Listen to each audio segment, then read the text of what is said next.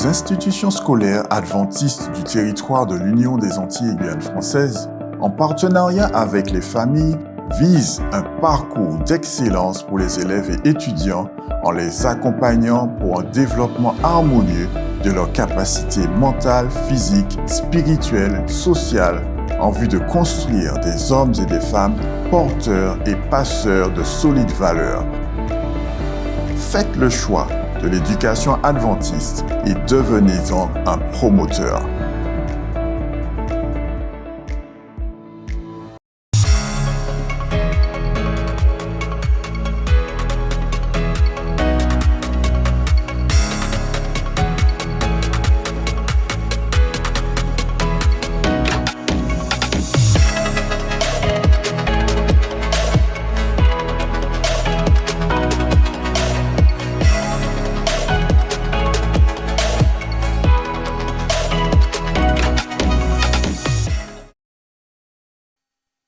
Chers tous, internautes d'ici et d'ailleurs, personnel de l'éducation de tous bords, parents et élèves, soyez les bienvenus dans notre semaine de l'éducation qui se déroule du 18 au 23 avril 2022.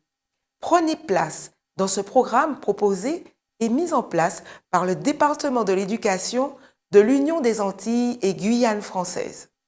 Aujourd'hui, vous serez à nouveau plongé dans une thématique qui vise à promouvoir une éducation holistique, c'est-à-dire une éducation qui prend en compte toutes les dimensions et tous les besoins de la personne humaine. L'éducation présentée durant cette semaine se veut également innovante, pleine de créativité, s'adaptant à toutes les situations nouvelles et complexes de notre monde actuel. C'est pasteur Jean-Jacques Cronet qui présentera dans quelques minutes le sujet du jour, les valeurs du ciel. Le chant ne dit-il pas « Le ciel est l'endroit le plus beau ». Malheureusement, notre vision est floue, notre savoir incomplet. Nous ne pourrons tout voir clairement tant que nous ne serons pas dans la lumière de l'éternité. Éducateurs, parents, enfants, jeunes, laissons-nous donc éclairer par les beautés du ciel. C'est avec ce bouquet de réflexions que je souhaite vous faire un bel accueil et vous souhaiter une bonne écoute. Bonne écoute à tous.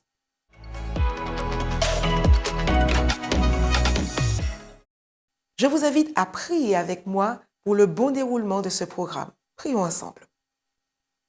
Bon Papa, Dieu d'Abraham, d'Isaac et de Jacob. Merci pour ta parole. Merci Seigneur parce que tu nous instruis et que tu éclaircis notre vision. Ce soir, je te demande de pouvoir visiter chaque auditeur qui sera présent derrière son écran. Que tu puisses parler à chaque cœur, que tu puisses parler aux jeunes, que tu puisses parler aux parents, que tu puisses parler à tous les éducateurs et que ce moment soit pour eux un moment de réconfort, un moment d'instruction, un moment bienfaisant. Seigneur Père éternel, que ton Saint-Esprit remplisse les cœurs et que tu bénisses le pasteur Jean-Jacques Cronet qui aura à partager avec nous en ce soir la réflexion. Merci Seigneur pour l'éducation chrétienne qui permet d'élever les enfants dans un esprit positif, dans un esprit de sagesse, dans un esprit de force, dans un esprit d'éternité. Merci Seigneur, nous t'avons prié au nom de Jésus. Amen.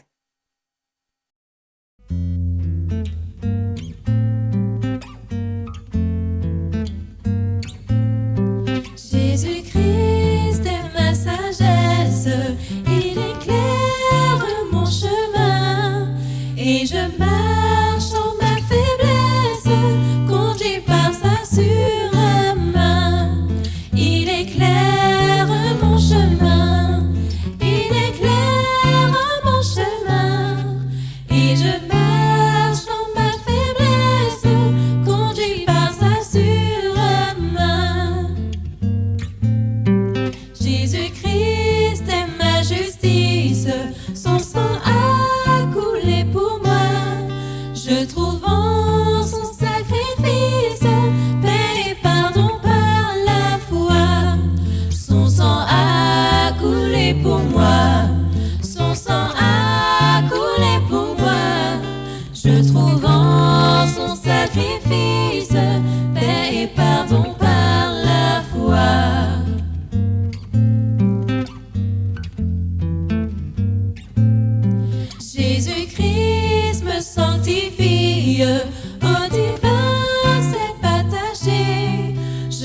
reçois de lui la vie qui m'affranchit du péché. À toi Jésus attaché, à toi Jésus attaché, je reçois de toi la vie qui m'affranchit du péché. Jésus en payant ma dette à grand prix m'a racheté, et déjà ma place est prête vers lui pour l'éternité. Jésus, tu m'as racheté, Jésus, tu m'as racheté, et déjà ma place est prête vers toi pour l'éternité.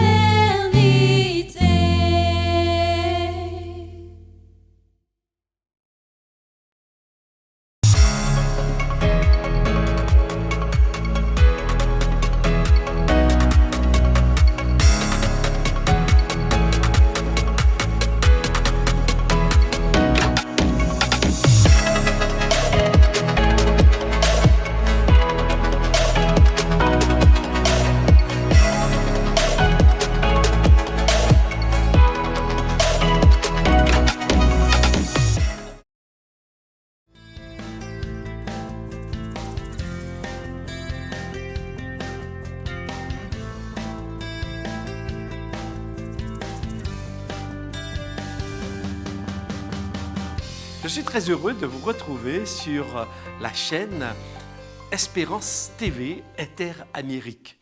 Nous sommes dans le cadre de la semaine spéciale réservée à l'éducation. Ce matin, donc, j'aimerais vous parler d'une façon spéciale de l'éducation sous un angle particulier. Je n'aime pas l'école. Je ne veux plus jamais y retourner. Certains parents présents ont certainement entendu ces mots prononcés par l'un de leurs enfants au retour de l'école après avoir passé une journée difficile. Parmi ces enfants d'alors et de maintenant, beaucoup malheureusement n'aiment pas l'école. Certains même développent des angoisses profondes jusqu'à la phobie scolaire, ce qui entraîne bien souvent un échec du parcours éducatif. Les répercussions sont telles que certains enfants vont jusqu'à se considérer comme un échec. En principe, chaque enfant devait apprécier cette institution qu'est l'école, lieu d'apprentissage, de formation et de rencontres formidables. Peut-on se contenter de ce constat et continuer selon un modèle qui a mis tant d'enfants en échec scolaire? Comment intégrer et faire aimer l'école à tous ces enfants qui disent ne pas aimer l'école? Comment faire pour que chaque enfant, quelles que soient ses compétences, ses aptitudes, se sente intégré au système éducatif? Comment faire pour que l'école devienne un lieu d'apprentissage pour tous? Ce sont là les questions certainement que vous vous posez, mais que je me pose également. Et nous essaierons justement de voir aujourd'hui, de réfléchir autour de l'éducation, celle que l'on appelle l'éducation holistique. Le concept de l'éducation holistique est apparu dans les années 1970 et a pour objectif de pallier aux carences du système classique d'éducation en se concentrant sur le développement et l'évolution du potentiel spirituel, intellectuel, physique et créatif de chaque enfant. Ce modèle d'éducation vise donc le développement de chaque enfant dans sa totalité. Chaque enfant, avec ses formes d'intelligence, est au centre de l'apprentissage. Ce n'est plus lui qui doit s'adapter à l'enseignement, comme c'est souvent le cas, mais l'enseignement qui s'adapte à lui et tient compte de lui. L'enfant donc est donc au centre de cette éducation. En effet, ce modèle d'éducation holistique se fonde sur le postulat que chaque enfant possède plusieurs formes d'intelligence, ce qui suppose plusieurs formes d'apprentissage, ce que le système scolaire classique ne favorise pas forcément. Avec le développement des neurosciences, certains chercheurs ont pu mettre en évidence l'existence de plusieurs types d'intelligence, ce qui suppose donc des manières différentes d'apprendre et de comprendre les choses de la vie. Howard Gardner, un psychologue, l'un des pères fondateurs de cette découverte, en 1983, a pu répertorier 8 types d'intelligence chez les individus. Voici, en résumé, quelques-uns des éléments clés concernant ces différentes formes d'intelligence. Tout d'abord, et vous allez noter ici qu'il ne s'agit pas d'un classement qui va du plus important au moins important ou du moins important au plus important. Non, pas du tout. Il s'agit simplement d'une observation, d'une analyse qui permet de comprendre que les individus fonctionnent différemment et apprennent différemment. Alors, il a pu noter qu'il y a l'intelligence logico-mathématique. Ce sont des personnes qui ont la capacité de quantifier. Elles font preuve de logique. Elles ont la capacité de résoudre des problèmes mathématiques, scientifiques. Elles aiment les chiffres, les calculs et les raisonnements. Il y a aussi l'intelligence verbo-linguistique. Ce sont par contre des personnes qui possèdent la capacité d'utiliser des mots et le langage pour exprimer des idées complexes. Il y a aussi l'intelligence musicale rythmique. Là, ce sont des personnes sensibles au son, aux structures de rythme. Ce sont des personnes qui fredonnent en travaillant. Elles aiment mettre en musique les choses. Et certainement, vous connaissez de ces personnes. Il y a aussi ce que l'on appelle l'intelligence corporelle kinesthésique. Ce sont des personnes qui ont la capacité de s'exprimer au travers d'un mouvement. Elles aiment le travail manuel, le sport, elles aiment être en activité. Il y a aussi l'intelligence visuelle spatiale. Ce sont des personnes qui ont la capacité de représenter mentalement des concepts, des idées et à les visualiser. Elles expliquent souvent en vous faisant un petit schéma, un petit dessin. Là aussi, je pense que vous connaissez certaines personnes qui fonctionnent comme cela. Il y a ce qu'on appelle également l'intelligence interpersonnelle. Ces personnes se sentent en fait à l'aise et s'adaptent facilement dans le groupe. Ce sont des personnes très créatives pour résoudre les problèmes.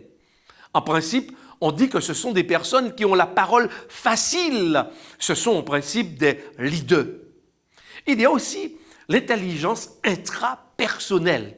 Ces personnes, par contre, connaissent leurs forces, leurs faiblesses.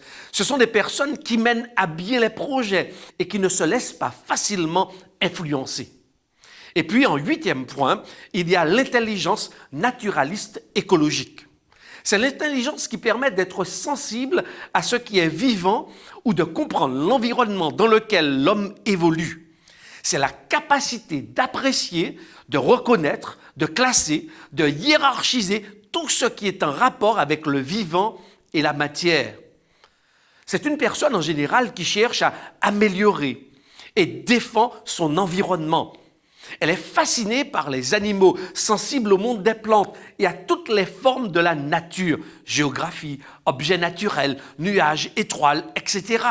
Ces personnes savent reconnaître les structures et les anomalies dans la nature. Elles observent, elles organisent des données, catégorisent. Si l'on privilégie un seul modèle de transmission de l'enseignement, cela entraîne inévitablement une mise en échec de certains. Cette découverte a également montré que chaque personne privilégie 2 ou 3 types de ces formes d'intelligence et laisse les autres en sommeil. Ceci nous montre bien que tous les individus sont intelligents, mais n'apprennent pas de la même manière. Ces découvertes ont amené Gardner à la conclusion que le système d'éducation devrait mettre en place une forme diversifiée d'enseignement afin de toucher toutes les formes d'intelligence et ainsi éviter l'échec scolaire constaté dans la méthode d'apprentissage classique. Qu'est-ce que cela veut dire, une forme diversifiée d'enseignement? Aujourd'hui, on le sait, un élève passe environ 95% de son temps d'enseignement dans la salle de classe, à lire, à écouter le professeur et à effectuer des exercices et à copier les leçons.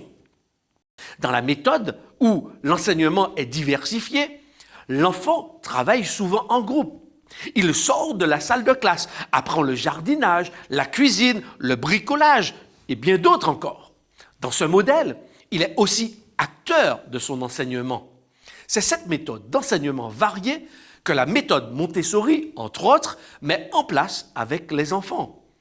Ainsi, on permet aux enfants de mettre en place des projets comme une représentation théâtrale. Ils organisent tout de A à Z. On a pu constater ainsi que lorsque les enfants travaillent dans ce sens, eh bien, les choses se comprennent un peu mieux. Il faut savoir que dans plusieurs pays, des écoles vivent de nouvelles expériences avec la méthode holistique. Je vous donnerai maintenant 2 exemples. Le premier exemple est tiré de la Nouvelle-Zélande. En effet, dans ce pays, les écoles définissent elles-mêmes leurs projets pédagogiques. Des établissements ont ainsi pu s'adapter aux enfants d'origine maori, les premiers peuples de la Nouvelle-Zélande, dont l'anglais n'est pas la langue maternelle. Il n'est par exemple plus question d'apprendre des dates par cœur, mais d'entrer dans l'univers de cette date historique. Ça veut dire que ces enfants ont véritablement besoin de comprendre toute l'histoire, le contexte, plutôt que d'apprendre simplement des dates et de les reproduire. Dans une école de la banlieue d'Auckland, Point English School, l'apprentissage se fait en groupe où chacun participe à l'élaboration d'une œuvre plastique, littéraire, d'images, qui rendront les informations tangibles. On sort donc de l'abstrait et avec tous ces concepts, eh bien, cela amène du concret et les enfants comprennent un peu mieux les enseignements qu'on voudrait leur transmettre. Ainsi, les élèves encouragés dans leur démarche montrent leur curiosité et s'approprient les projets dont ils veulent tout connaître. Nous allons voir maintenant un deuxième exemple au Danemark. Alors, on laisse entendre qu'au Danemark, eh bien, on trouverait la population la plus heureuse au monde selon différentes études. L'État, d'ailleurs, promeut la diversité éducative. Pour cela, il finance toutes les nouvelles écoles alternatives à partir de la première année. À Copenhague, par exemple, l'école verte accompagne les enfants dans leur découverte de la nature et de ses cycles. Ils passent ainsi beaucoup de temps à l'extérieur, à faire des cours, mais aussi à observer et à comprendre, plutôt que de rester en salle avec uniquement des images dans des livres ou sur un support numérique. Les enseignants leur apprennent ainsi à s'interroger et à débattre des grandes thématiques de société, et ce, dès l'âge de 6 ans. L'égalité, par exemple, homme-femme, fait notamment partie des sujets prépondérants.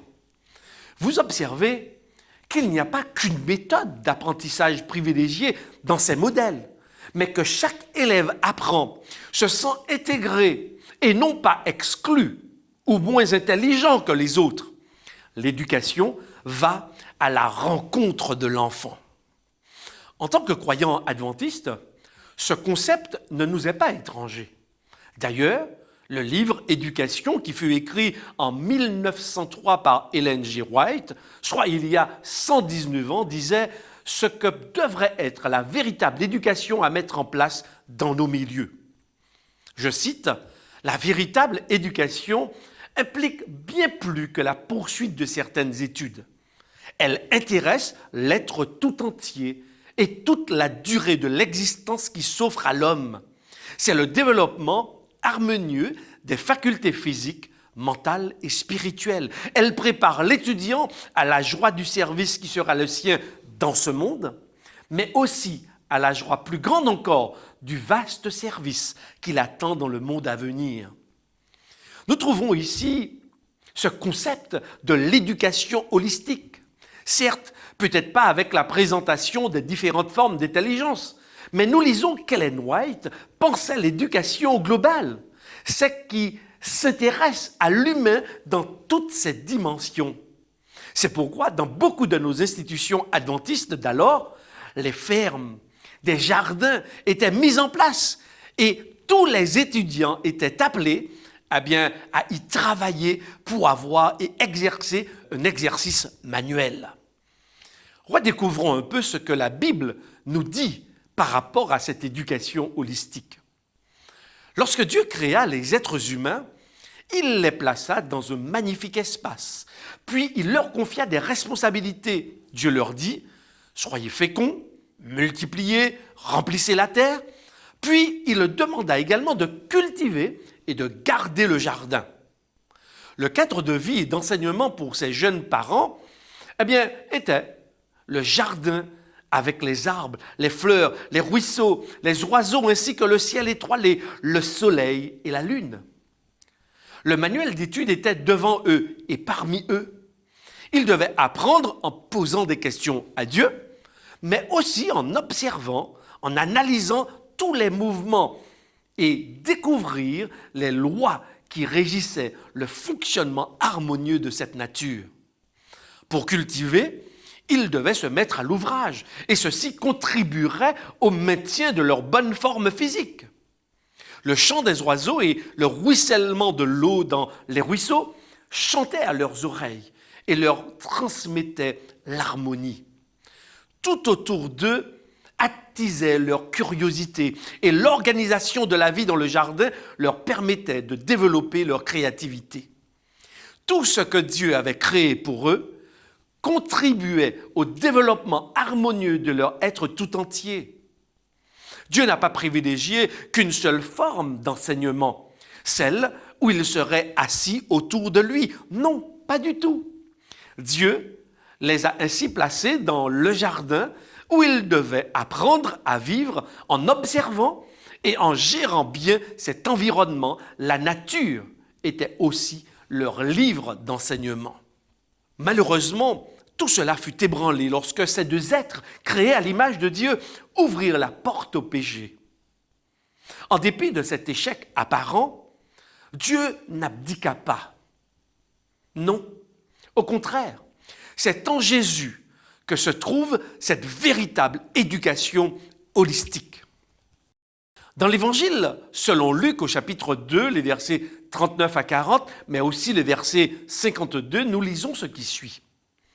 Après avoir accompli tout ce que prescrivait la loi du Seigneur, Joseph et Marie retournèrent en Galilée, à Nazareth, leur ville. Or, l'enfant grandissait et se fortifiait en esprit. Il était rempli de sagesse et la grâce de Dieu était sur lui. Jésus grandissait en sagesse, en taille et en grâce devant Dieu et devant les hommes. Le système d'apprentissage que Marie et Joseph avaient mis en place pour Jésus permettait ainsi un développement équilibré de son être. Le texte précise qu'ils étaient attentifs aux enseignements du Seigneur, ce qui laisse entendre qu'ils laissaient le Saint-Esprit les guider dans l'éducation à donner à cet enfant spécial. Jésus n'est allé ni à l'école du village, ni dans les écoles rabbiniques aux pieds de grands maîtres de son époque, mais il fut instruit par sa mère et son père aux choses simples de la vie. Il apprit donc avec Joseph le métier de charpentier, un métier manuel qui lui permettait non seulement d'avoir une solide condition physique, mais également d'exercer sa créativité et son côté artistique. Dès sa jeunesse, Jésus a manifesté un vif esprit, extrêmement intelligent. Les grands de son époque furent surpris par ses connaissances et restèrent à l'écouter et à lui poser des questions durant 3 jours, alors qu'il n'était âgé que de 12 ans. Sa vie d'adulte témoigne également d'une solide éducation holistique. La première chose que l'on peut constater dans la vie publique de Jésus, c'est qu'il fut quelqu'un qui ne laissait personne indifférent. Il était très sociable. Les hommes, les femmes, les enfants étaient attirés par sa présence et son enseignement. Il connaissait parfaitement les écrits de l'Ancien Testament, puisqu'il fut capable de les citer sans en oublier un seul mot. Il savait écrire, puisqu'il fut capable d'écrire sur le sol avec son doigt des mots qui firent fuir ses accusateurs, les accusateurs de la femme, vous vous souvenez, prise en flagrant délit d'adultère. Il connaissait le travail qu'accomplissaient les cuisinières, car il parlait de levure, de farine, de blé, de grains de moutarde et autres. Il connaissait également le travail des laboureurs, des bergers, puisqu'il en cita plusieurs dans ses paraboles. Jésus était d'une condition physique hors pair, puisque non seulement il pratiqua un jeûne de 40 jours, mais il ne cessa de marcher de ville en ville durant tout son ministère de 3 ans. Ne croyons pas que tout fut naturel pour Jésus.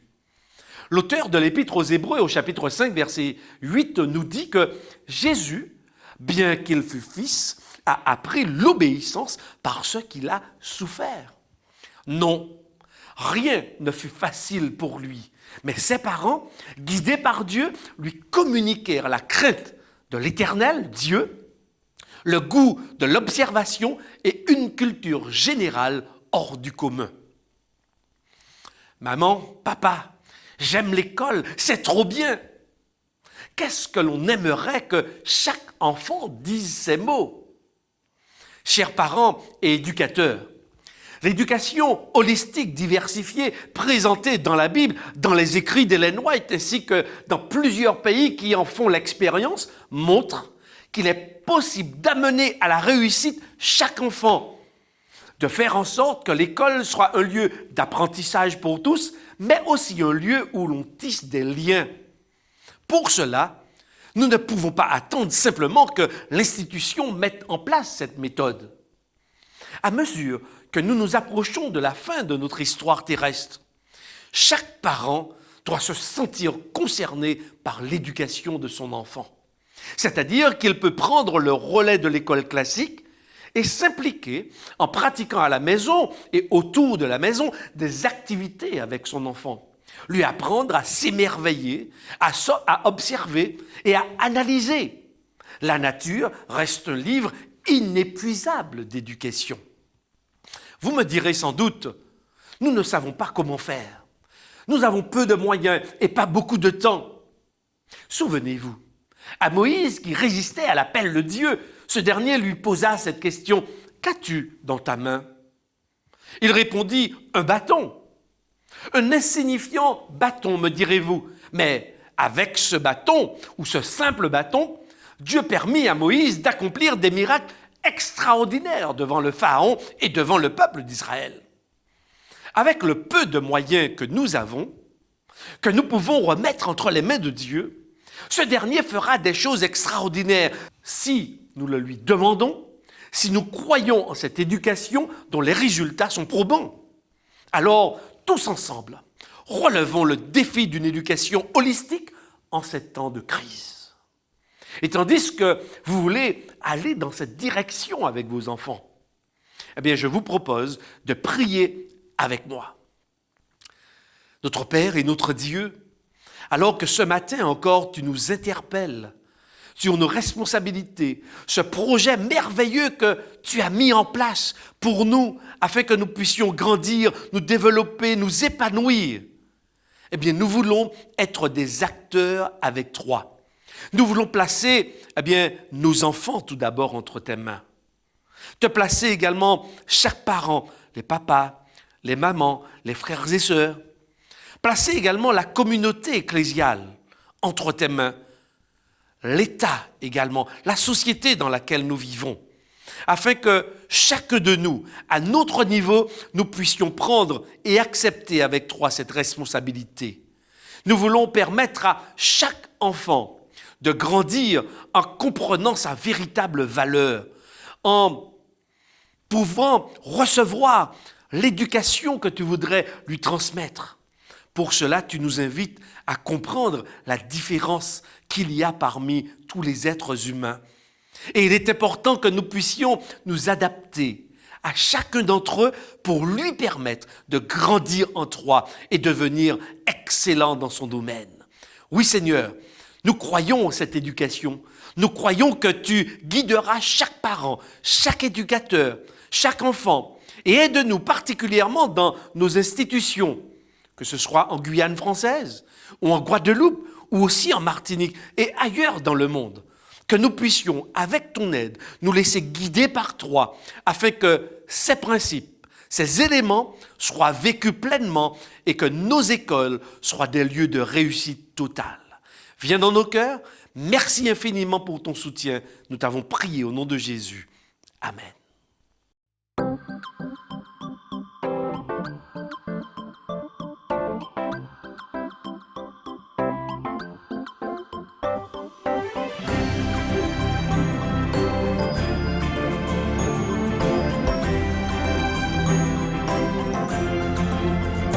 Moi j'irai, oui j'irai.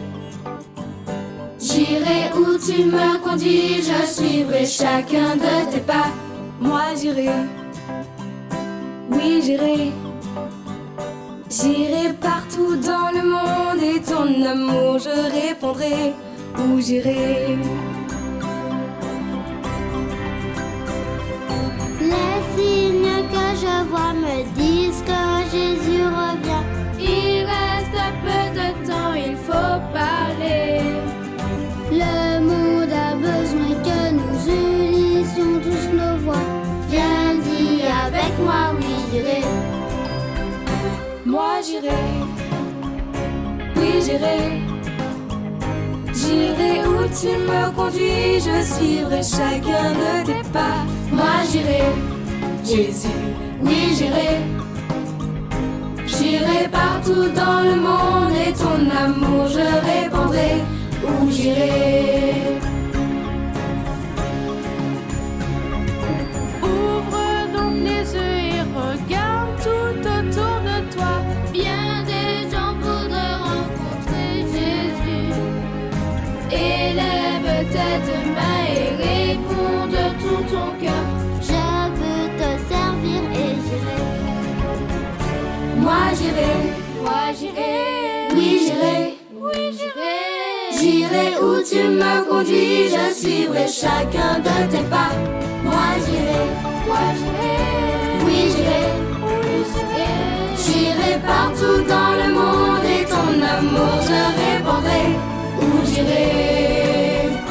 J'irai où tu me conduis, oui mon Jésus, je te suivrai.